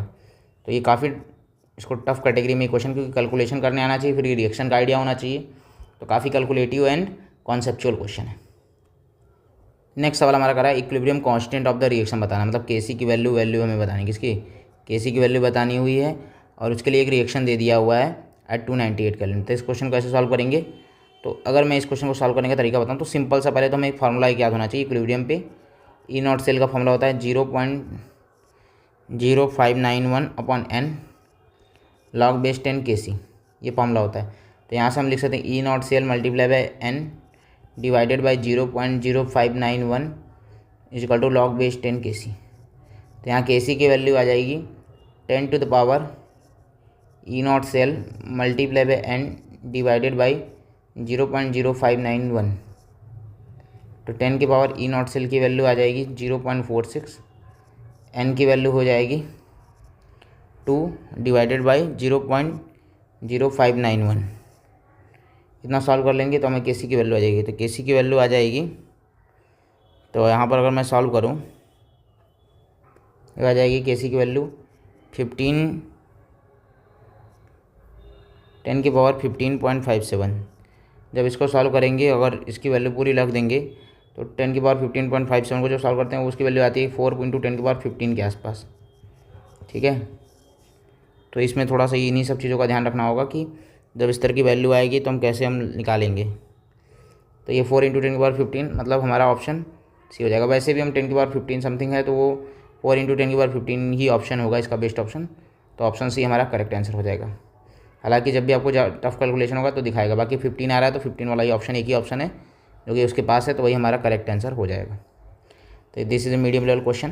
हम इस फॉर्मूले से डायरेक्ट निकाल सकते थे Kc, या तो ये लगा लो या तो ये Kc इजिकल टू 10 की पावर E0 सेल मल्टीप्लाई बनती है। ये फॉर्मूले में याद होने चाहिए ताकि क्वेश्चन हमारा जल्दी सॉल्व हो जाए। नेक्स्ट क्वेश्चन क्या कर रहा है, बोल रहा है the efficiency of fuel cell is given by. तो एफिशिएंसी निकालने का फॉर्मूला होता है useful energy divided by delta H. Useful energy क्या है, delta G upon delta H. ये हमारा एफिशिएंसी ऑफ फ्यूल सेल है। एन आइडियल अगर मैं बात करूँ तो ये हमारा आइडियल फ्यूल सेल के लिए एफिशिएंसी है delta G upon delta H. यहाँ से ऑप्शन हमारा क्या हो जाएगा, B is the correct answer. तो ये फॉर्मूला पता हो तो this is a easy level question. Next सवाल जो हमारा है वो बोल रहा है कि एक हाइपोथेटिकल इलेक्ट्रोकेमिकल सेल दिया हुआ है और ये रिएक्शन दे दिया है। अब बोला EMF मेजर 0.20। इस रिएक्शन के लिए EMF 0.20 वोल्ट आ रहा है। तो सेल रिएक्शन बताना। तो EMF अगर प्लस आ रहा है तो मतलब डेल्टा जी निगेटिव, मतलब रिएक्शन हमारा क्या हो जाएगा, रिएक्शन हमारा स्पॉन्टेनियस हो जाएगा। अगर स्पॉन्टेनियस है मतलब ये सेल रिएक्शन ठीक है। मतलब यहाँ क्या हो रहा है, A से A+ बन रहा है। तो यहाँ अगर ऑक्सीडेशन हो रहा होगा, ये कहाँ हो रहा होगा, एनोड पर। तो A से A++ एक इलेक्ट्रॉन रिलीज हो रहा होगा, और B+ अगर मैं रिडक्शन वो हो रहा होगा कैथोड पे, वो हो जाएगा B+ एक इलेक्ट्रॉन से B बन रहा है। तो फर्स्ट और सेकंड रिएक्शन को जोड़ देंगे तो क्या हो जाएगा, A+ B+ to form A+ + B। ये हमारा सेल रिएक्शन हो गया, ठीक है। तो ये ओवरऑल रिएक्शन भी हो गया। तो यहाँ से अगर मैं देखूँ तो ए से ए प्लस बन रहा है, बी प्लस से बी बन रहा है, तो ऑप्शन यहाँ से ए हमारा करेक्ट आंसर हो जाएगा। तो this is A medium level सवाल। रिएक्शन लिख के बस इसको ऐड कर देना है। क्वेश्चन अच्छा है कि हमें ऑप्शन से थोड़ा कंफ्यूज हो सकते हैं, लेकिन हम बेसिक से करेंगे तो क्वेश्चन सॉल्व हो जाएगा। नेक्स्ट सवाल हमारा ये भी डेल्टा जी वाला क्वेश्चन है। बोला ई नॉट इसके लिए, इस रिएक्शन के लिए दिया, ई नॉट इसके लिए दिया है, द स्टैंडर्ड ईएमएफ इस रिएक्शन के लिए लिखना है। तो बारी बारी से सारा रिएक्शन लिख लेंगे और फिर सॉल्व कर लेंगे। तो अगर मैं स्टार्ट करूँ तो स्टार्ट इस तरह से कर सकता हूँ कि Fe2+ से 2 इलेक्ट्रॉन लेकर Fe बनेगा, और इसके लिए ई नॉट की वैल्यू, दे दी है। वो कितनी दी हुई है, माइनस का 0.441 वोल्ट। ठीक है, अगर मैं इसके लिए डेल्टा जी लिखूँ तो डेल्टा जी मैं सिंपली आराम से लिख सकता हूँ। वो है क्या, delta G is equal to minus NFe minus 2 into F into E not cell की वैल्यू माइनस का 0.441। इसको मैं फर्स्ट मान लेता हूँ। सेकंड हमारा क्या है, Fe3+, 1 इलेक्ट्रॉन लेगा, Fe2+ बनेगा। इसके लिए ई नॉट की वैल्यू दी हुई है प्लस का 0.771 वोल्ट। डेल्टा जी का फॉर्मूला हो जाएगा -1 into F into E not cell, तो वो हो जाएगा 0.771। ये हमारा सेकंड हो जाएगा। ये 2 रिएक्शन हो चुके हैं हमारे। इस रिएक्शन के लिए दिया हुआ है डेल्टा जी, इसका डेल्टा मान लेते हैं G1 मान लेते हैं, इसका डेल्टा G2 मान लेते हैं।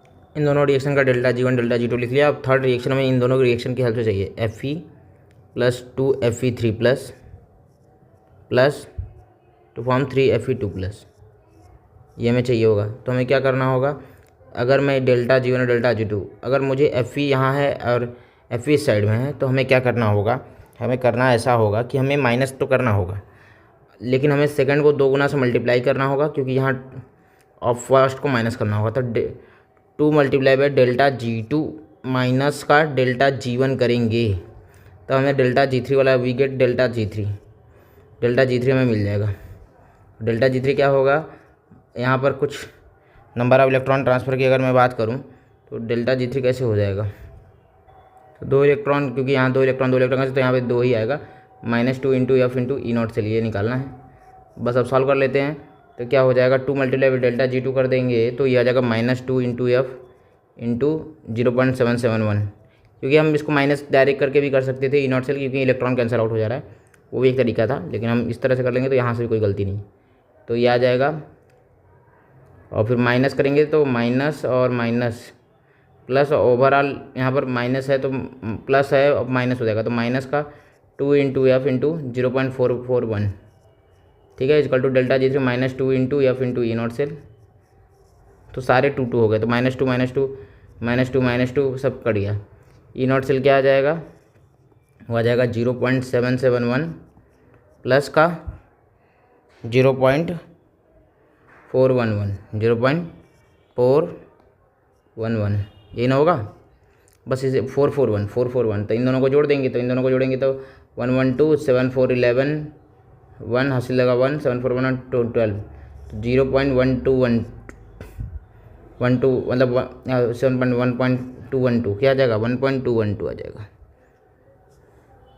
तो ये क्या आ जाएगा, सॉल्व करने पर 1.212 हमारा आंसर क्या हो जाएगा, ऑप्शन डी 1.212।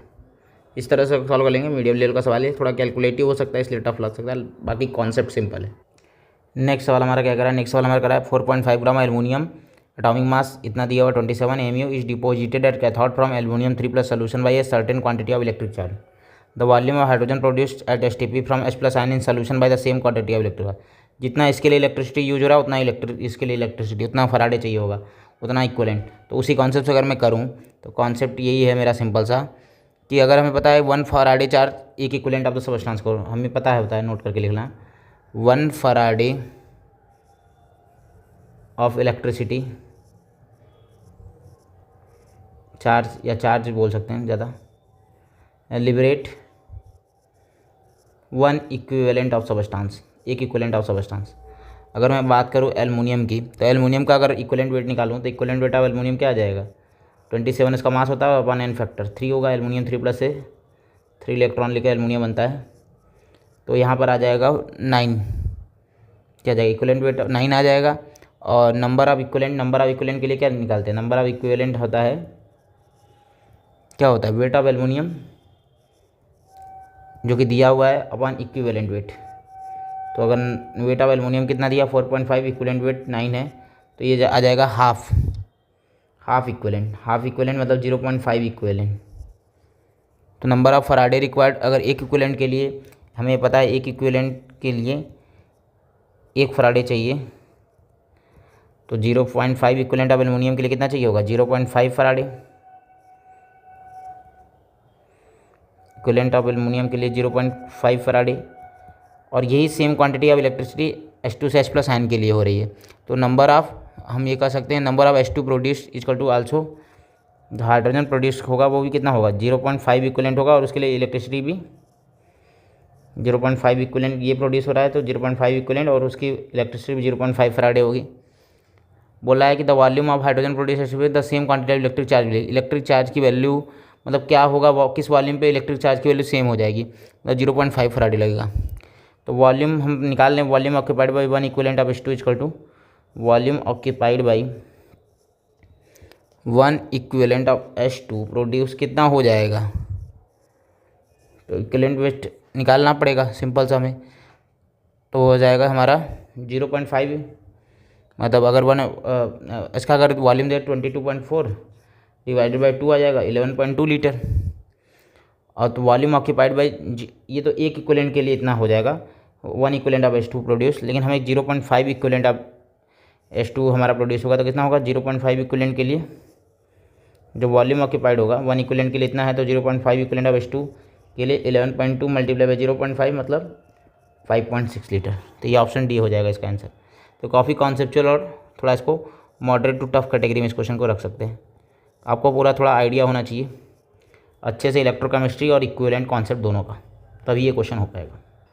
नेक्स्ट सवाल हमारा कह रहा है the mass of carbon anode consume giving only carbon dioxide in the production of 270 kg of aluminium metal from bauxite by Hall process. ठीक है, तो थोड़ा मोल कॉन्सेप्ट का ही बेसिक क्वेश्चन है।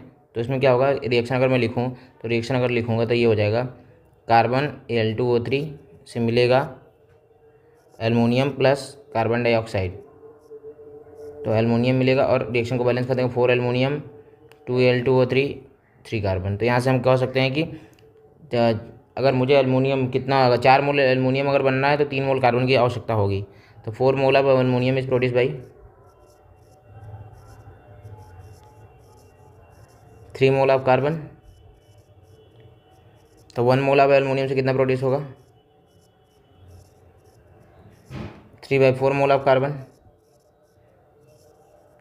अगर मैं यहाँ से देखूँ तो कितने मोल ऑफ एल्युमिनियम होंगे, अगर 270 kg है तो 270,000/27, तो 10⁴ मोल्स हमारे आ जाएगा, कार्बन के मोल्स आ जाएंगे, मतलब अरे क्या नाम है एल्युमिनियम की, number of moles of aluminium. तो अगर 10⁴ मोल्स ऑफ एल्युमिनियम से कितना हमारा मोल्स ऑफ कार्बन मिलेगा 3/4 multiply by 10⁴ moles of carbon मिलेगा।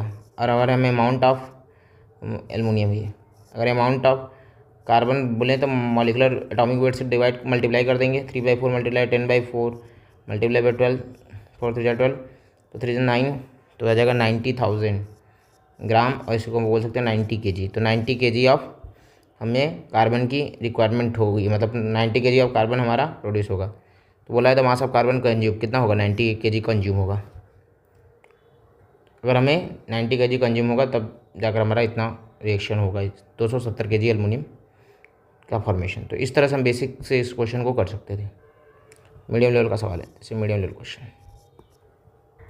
तो नेक्स्ट सवाल यहाँ भी इक्विलिब्रियम कांस्टेंट का दिया है, बाकी n1 सबकी वैल्यू दी है। मैंने बताया ये था कि फार्मूला क्या होता है, फार्मूला होता है log base 10K is equal to n into E0 cell divided by 0.0591, ये फॉर्मूला हमारा होता है। बस इसी फॉर्मूले को लगा देंगे, n की वैल्यू 2, E0 सेल की वैल्यू 0.295 डिवाइडेड बाई 0.0591, ये फॉर्मूला रख देंगे। इसी को सॉल्व कर लेंगे, समथिंग उसी के बराबर आ जाएगा 0.0591 अपॉन 0, ये आ जाएगा 0.0591। इसको हम करेंगे तो ये 0.591 आ जाएगा, यहाँ 0.59, तो 10 टाइम्स में चला जाएगा। तो log base 10K की वैल्यू 10 आ गया, तो K की वैल्यू आ जाएगा 10⁻10 आ जाएगा। तो ऑप्शन इसमें देख लेंगे कौन सा है, तो option D is the 1 × 10⁻10, option D इसका करेक्ट आंसर हो जाएगा। तो इस फॉर्मूले में डायरेक्ट पुट कर देना है। मीडियम लेवल का सवाल है, थोड़ा कैलकुलेशन का बस केयर कर लेना है। नेक्स्ट सवाल हमारा बोल रहा है on the basis of above for information available from the reaction, एक रिएक्शन दिया हुआ है उसके लिए डेल्टा जी की वैल्यू दे दिया है। The minimum EMF required to carry out the electrolysis, कितना हमें पोटेंशियल की ज़रूरत होगा कि इलेक्ट्रोलाइसिस रिएक्शन को हम कैरी आउट कर सकें। ठीक है, तो इस क्वेश्चन को करने के लिए सिंपल सा कॉन्सेप्ट लगाएंगे कि डेल्टा जी, फॉर्मूला तो ये होगा delta G equal to minus N F E nought, delta G nought, और यहाँ से हम ई नॉट निकाल लें तो ये हो जाएगा delta G nought minus N F E minus n E n F. तो डेल्टा जी नॉट की वैल्यू तो पता है -827 किलो जूल है, तो जूल में कन्वर्ट कर देंगे, डिवाइडेड बाई 2 × 96500। इसको सॉल्व कर लेना है, इसको सॉल्व कर लेंगे आ जाएगा 4.28, ई नॉट की वैल्यू आ जाएगी 4.28 वोल्ट। ठीक है, तो यही हमारा हो जाएगा minimum potential required to carry out the reaction is of the electrolysis of Al2O3। तो आंसर हमारा क्या हो जाएगा ऑप्शन का, हमारा option B is the correct answer. Next सवाल हमारा इलेक्ट्रोलाइसिस का एक बेसिक सवाल है, बोला in the electrolysis of NaCl when platinum electrode is taken when H2 is liberated at cathode what while with Hg cathode it form sodium amalgam, the reason for this is.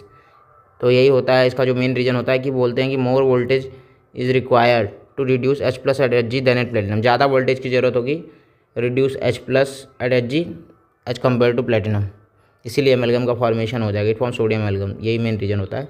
तो ये knowledge होगा तभी कर पाएंगे, नहीं तो नहीं कर पाएंगे। मीडियम लेवल का सवाल है, अगर नहीं आ रहा है तो नहीं कर सकते, इसका हमें आइडिया होना चाहिए, हम इलेक्ट्रोलाइसिस में इसको पढ़ते हैं।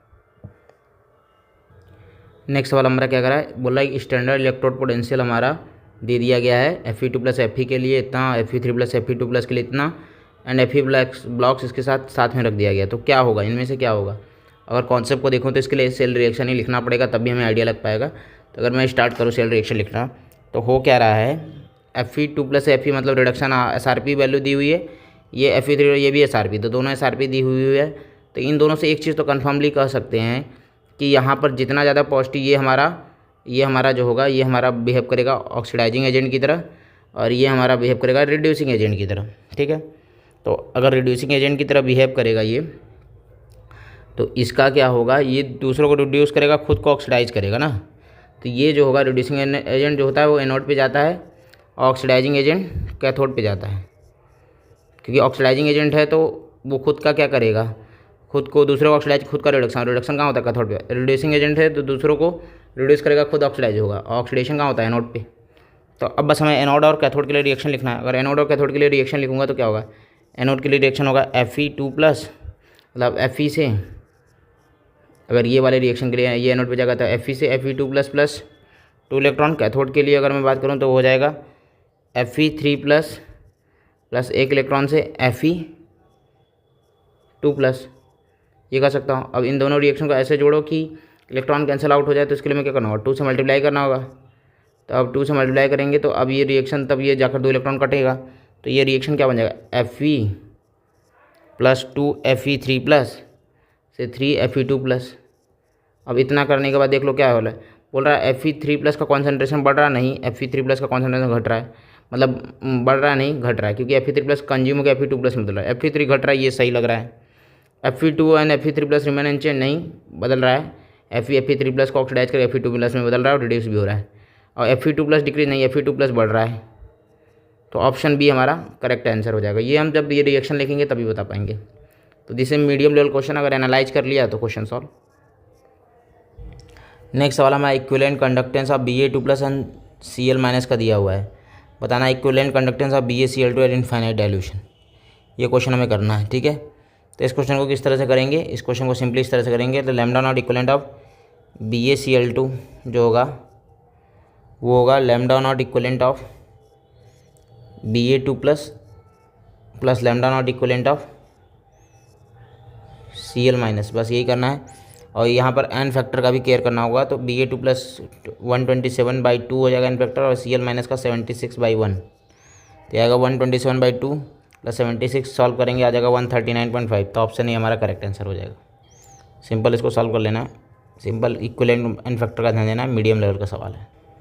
नेक्स्ट सवाल हमारा ये भी हमारा वही डिस्प्रोपोर्शनेशन ऑफ कॉपर 2 प्लस से कॉपर प्लस E0 की वैल्यू दी हुई E not copper plus 2 copper plus की इसकी वैल्यू इसकी निकालनी है और इन दोनों की वैल्यू दी हुई है। तो दो रिएक्शन से थर्ड रिएक्शन निकालना है, डेल्टा जी का यूज करना, सिंपल सी बात है।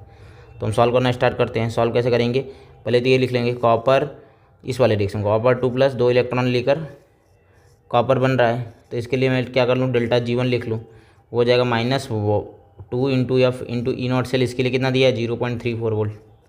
नेक्स्ट रिएक्शन है कॉपर 2 प्लस 1 इलेक्ट्रॉन लेकर कॉपर प्लस बन रहा है, इसके लिए डेल्टा G2 हो जाएगा -1 into F into E not cell की वैल्यू 0.15 वोल्ट। हमें निकालना क्या है, कॉपर 2 कॉपर प्लस और से कॉपर 2 प्लस कॉपर। अगर मैं ध्यान से देखूं तो इसके लिए मुझे डेल्टा G3 की अगर बात करें, अच्छा इसमें एक चीज़ और है कि हम इसको सॉल्व करने के लिए डायरेक्ट भी सॉल्व कर सकते थे, क्योंकि यहाँ रिएक्शन कैंसिल आउट हो रहा है, तो इसको हम डायरेक्ट भी सॉल्व कि अगर मैं डेल्टा G3 की अगर बात करूँ तो यहाँ 2 ही इलेक्ट्रॉन की बात होगी जहाँ तक मुझे लग रहा है। तो हो जाएगा -2 into F into E not से लिए हमें निकालना है, इसको सॉल्व कर लेना है। अब इन दोनों रिएक्शन में ये 2 कॉपर प्लस कैसे आएगा, 2 कॉपर प्लस कैसे आएगा, ये थोड़ा सा इसको ध्यान देना, ये कॉपर 2 प्लस है एक इलेक्ट्रॉन से। तो अब 2 कॉपर प्लस तभी आएगा जब इसको 2 से मल्टीप्लाई करोगे, इसको 2 से मल्टीप्लाई करोगे और फिर उसके बाद माइनस करोगे तो इस साइड आएगा और इसको प्लस कर दोगे। तो हम ये कह सकते हैं कि हम इसको बोल सकते हैं कि अगर हमें डेल्टा G3 चाहिए तो अगर हमें कॉपर 2 हमें क्या करना होगा, delta 2 multiply by delta G2 minus delta G1 करना पड़ेगा, तब हम सॉल्व कर सकते हैं। सॉल्व करते हैं, डेल्टा G3 हमारी रिएक्शन चाहिए तो ये करना होगा, तो 2 मल्टीप्लाई बाई डेल्टा G2 की वैल्यू क्या है, डेल्टा G2 है -2F हो जाएगा इंटू 0.15 माइनस का डेल्टा G1, मतलब ये माइनस माइनस प्लस हो जाएगा 2 into F into 0.34 is equal to delta G3 हो जाएगा -2 into F into E not cell. अब यहाँ से एफ तो कट जाएगा, माइनस को रहने दो, तो ये आ जाएगा -2 ई नॉट सेल इजकल टू ये आ जाएगा माइनस का 0.30 प्लस का 0.68। ठीक है, ये ना होगा क्योंकि इसको 2 से मल्टीप्लाई किया, वो पहले से 2 से मल्टीप्लाई, ये 2 से डिवाइड हो रहा है, तो बस इसको सॉल्व कर लेना है।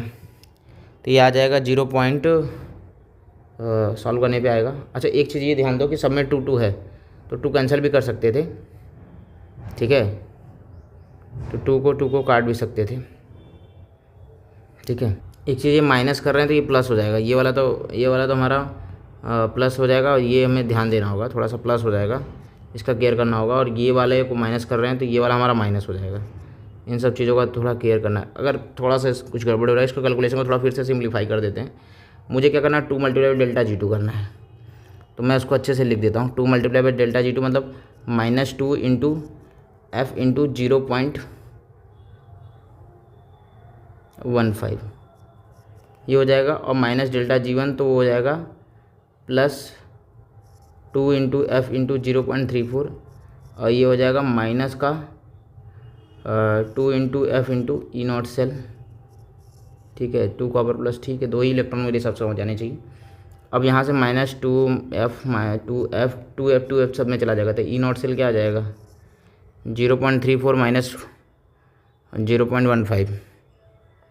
ठीक है, इसी सबको सॉल्व करेंगे तो ये आ जाएगा 0.34 माइनस का 0.15, तो आ जाएगा ई नॉट सेल 0.19 वोल्ट, ये आना चाहिए।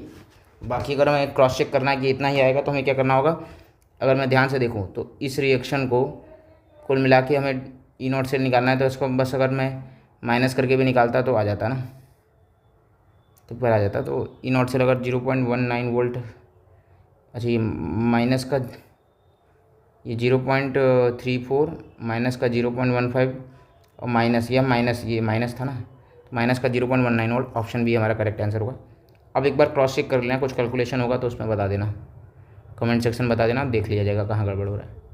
नेक्स्ट सवाल हमारा कह रहा है the specific conductance of 0.1 normal KCl solution at 23 degree centigrade is 0.012 ohm inverse centimetre inverse. Resistance of the cell दे दिया है 55 ओम, तो बोला है कि सेल कांस्टेंट निकाला है। तो सिंपल एक फार्मूला आपको याद होना चाहिए, वो होता है conductivity is equal to conductance multiply by cell constant. ये फार्मूला याद हो तो क्वेश्चन सॉल्व। और कंडक्टिविटी क्या होता है, K, कंडक्टेंस होता है G, और सेल कांस्टेंट होता है G स्टार। हमें J स्टार निकालना है सेल कांस्टेंट, और हमें पता है कंडक्टेंस होता है 1 upon resistance into G star. K, तो जी स्टार जो सेल कांस्टेंट होता है K into R, conductivity multiply resistance. ठीक है, यही सॉल्व करना है। तो कंडक्टिविटी कितना दिया है 0.012, रेजिस्टेंस कितना दिया हुआ है वो दिया हुआ 55, मल्टीप्लाई कर देंगे, सॉल्व कर लेंगे, आ जाएगा 0.66 सेंटीमीटर इनवर्स आंसर आ जाएगा। ऑप्शन बी इसका करेक्ट आंसर हो जाएगा। नेक्स्ट सवाल जो हमारा है बोला इक्विलिब्रियम कांस्टेंट रिएक्शन का निकालना, सिंपल सा सवाल है। तो इसके लिए हमें सबसे पहले तो वही बेसिक सवाल जो हमारा कॉन्सेप्ट लगता है वही है, E not cell is equal to, अगर इक्विलिब्रियम कांस्टेंट तो 0.0591 अपॉन एन लॉग के सी, ये फॉर्मूला लगा देना है। तो के सी यहाँ से क्या आ जाएगा, के सी आ जाएगा E not cell multiply by n divided by 0.0591। तो ई नॉट सेल की वैल्यू कितनी है, ई नॉट सेल की वैल्यू 1.1 वोल्ट दी हुई है, एन की वैल्यू 2 हो जाएगी, 0.0591 कर देंगे तो हमारा ये लॉग बेस 10 के सी की वैल्यू आ जाएगी। तो लॉग बेस 10 के सी की वैल्यू यहाँ से सॉल्व करके आएगा, वो हम सॉल्व करेंगे, वो हमारा आएगा 37.22, क्या जाएगा 37.22, ये के सी की वैल्यू, तो यहाँ से आ जाएगा 37.22। तो यहाँ से अगर हम सॉल्व करें तो के सी की वैल्यू 10 की पावर 37.22 आ जाएगा, वही 10 की पावर 37 समथिंग आ जाएगा। तो आंसर डी ऑप्शन हो जाएगा, 10 की पावर 37 यहाँ होना चाहिए। तो ये ऑप्शन डी इसका करेक्ट आंसर हो जाएगा। सिंपल कैलकुलेशन मीडियम लेवल का सवाल है, हल्का कैलकुलेशन होना चाहिए, बस आना चाहिए, हो जाए। नेक्स्ट सवाल हमारा फैराडेज लॉ ऑफ इलेक्ट्रोलाइसिस का प्रॉब्लम है। बोला 5 ampere current is pass through a solution of zinc sulphate for 40 minute, the amount of zinc deposited at cathode, ये ऑप्शन दिए हुए हैं। ठीक है, फॉर्मूला लगा देना डब्ल्यू एच कटो जेड आई टी अपन 96500, ये फॉर्मूला लगा देना है। जेड क्या होता है, atomic weight upon valency factor, यहाँ जिंक की बात हो रहा है तो 65 atomic weight multiply by divided by 2 valency factor 96500। Current की वैल्यू 5, टाइम की वैल्यू 40 मिनट और इंटू 60 सेकंड में बदल जाएगा। इसको सॉल्व कर लेंगे, सॉल्व करने के बाद हमारा आंसर आएगा 4.065 ग्राम, ये हमारा वेट आ जाएगा। Weight of the amount of zinc deposited cathode हो जाएगा 4.065 ग्राम। ऑप्शन डी इसका करेक्ट आंसर। नेक्स्ट सवाल हमारा क्या कर रहा है, नेक्स्ट सवाल हमारा कर रहा है reduction potential for the following half cell reaction दिया हुआ, जिंक आयरन के लिए दिया हुआ, EMF for the cell reaction बताना है। ये रिएक्शन दिया हुआ, तो अगर यहाँ इलेक्ट्रॉन कैंसिल आउट हो रहे डायरेक्ट माइनस करके निकाल सकते हैं। हमें बताया कि ये दोनों क्या है एसओपी वैल्यू दिया है, तो अगर मैं इसकी एसआरपी पॉइंट ऑफ व्यू से इसको सॉल्व करूँ तो इसका अगर मैं एसआरपी निकालूंगा तो इसका एसआरपी आएगा -0.76 और इसका आएगा -0.44। तो ये अच्छा रिड्यूसिंग एजेंट होगा, और रिड्यूसिंग एजेंट ये होगा, ये ऑक्सीडाइजिंग एजेंट होगा। ये क्या होगा, ऑक्सीडाइजिंग एजेंट। ठीक है, अब ऑक्सीडाइजिंग एजेंट हो गया तो रिड्यूसिंग एजेंट है, तो ये कहाँ जाएगा, ये जाएगा एनोड पे। ऑक्सीडाइजिंग एजेंट कहाँ जाएगा, कैथोड पे जाएगा। तो बस एसआरपी वैल्यूज भी आ चुकी है, दिस इज एसआरपी वैल्यू। तो ई नॉट सेल तो हमें पता है ना, ई नॉट सेल निकालने के लिए E naught cathode minus E naught anode, दोनों में एसआरपी वैल्यू लेते हैं। E naught cathode minus E naught anode, यहाँ पर कैथोड एनोड पता चल गया है। कैथोड कौन है, कैथोड है आपका ई नॉट Fe2 प्लस Fe, ये कैथोड है, minus E not zinc 2 plus zinc, दोनों एसआरपी दिखा रहा हूँ। तो इसकी वैल्यू है माइनस का 0.44 माइनस का 0.76, सॉल्व कर लेंगे तो आ जाएगा प्लस का 0.32 वोल्ट। तो ऑप्शन डी हमारा क्या हो जाएगा, करेक्ट आंसर हो जाएगा। नेक्स्ट सवाल हमारा कह रहा है, बोला है कि the platinum H2 180 HCl 0.1 molar, और ये रिएक्शन एसिटिक एसिड और H2O बन रहा है। बोल रहा है the EMF of the Cl will not be zero because, क्यों ये जीरो नहीं है, acid use in two component are different, EMF depend on the molarity of acid used, the temperature, तो वो मोलरिटी तो लगभग सेम कर लिया, तो वो तो हो नहीं रहा, ये गलत हो जाएगा। हाँ, टेम्परेचर इज कॉन्स्टेंट, इसका भी कोई रोल नहीं है। Acid use in two component are different, ये नहीं, पीएच जो होता है हर एक एसिड का, स्ट्रॉन्ग एसिड और वीक एसिड का चेंज हो जाएगा, इसलिए ये मेन रीज़न है कि ईएमएफ बदल जाएगा, क्योंकि पीएच पे डिपेंडेंट होगा। तो क्वेश्चन नंबर 71 का ऑप्शन डी है is the correct answer. Easy सवाल है, बस ये में एक बेसिक आइडिया लगाना था। नेक्स्ट सवाल हमारा क्या कर रहा है, नेक्स्ट सवाल हमारा कर रहा है on heating the one end of a piece of a metal the other end become hot because of, reason main है energised electron moving on the other end, minor perturbation नहीं होगा, रेजिस्टेंस ऑफ द मेटल नहीं होगा, mobility of the atom in the metal नहीं होगा, energised electron moving to other end. तो this is the हमारा reason. ये इजी सवाल है, पता हो तो सिंपली कर सकते हैं। नेक्स्ट सवाल में हमारा चार कई मेटल्स दिए हैं, लिथियम, बेरियम, सोडियम, मैग्नीशियम, इन चार मेटल में एसआरपी वैल्यू दिया, बोला है कौन ऑक्सीडाइजिंग एजेंट है। तो जितना ज़्यादा निगेटिव उतना रिड्यूसिंग एजेंट, जितना कम निगेटिव या मोर पॉजिटिव उतना हमारा ऑक्सीडाइजिंग। सारे निगेटिव हैं तो सबसे कम निगेटिव वैल्यू जो होगी वही हमारा ऑक्सीडाइजिंग एजेंट की तरह बिहेव करेगा, तो वही -2.37 वाली है जो कि मैग्नीशियम की है। तो ऑप्शन बी इसका करेक्ट आंसर हो जाएगा। This is simply easy question. Next सवाल है on electrolysis of dilute sulphuric acid using platinum electrode the product obtain at the anode will be. ये पहले भी सवाल अभी लेटेस्ट में आ चुका है और ये 1992 में भी आया था। तो ये ऑक्सीजन, हम लोगों ने इसको बहुत डिटेल में इसका इलेक्ट्रोलाइसिस का क्वेश्चन सॉल्व किया था। तो एनोड पे ऑक्सीजन जमा होता है, ये हमें कॉन्सेप्ट पता होना चाहिए। ठीक है, थैंक यू। तो हमने 1988 से 2024 के सारे क्वेश्चन इलेक्ट्रोकेमिस्ट्री के देख लिए हैं और बाकी सेशंस भी हमारे यूट्यूब पे जा रहे हैं, तो उन सबको भी आप देख सकते हैं। 37 ईयर के सारे PYQ के हम लोगों ने सारे चैप्टर के ऑलमोस्ट डिस्कस कर लिए हैं। तो सारे को रिवीजन कर लेंगे तो आपके एग्जाम में आपको PYQ बेसिस पे क्या क्या सवाल बन सकते हैं उन सबका आइडिया हो जाएगा। Thank you.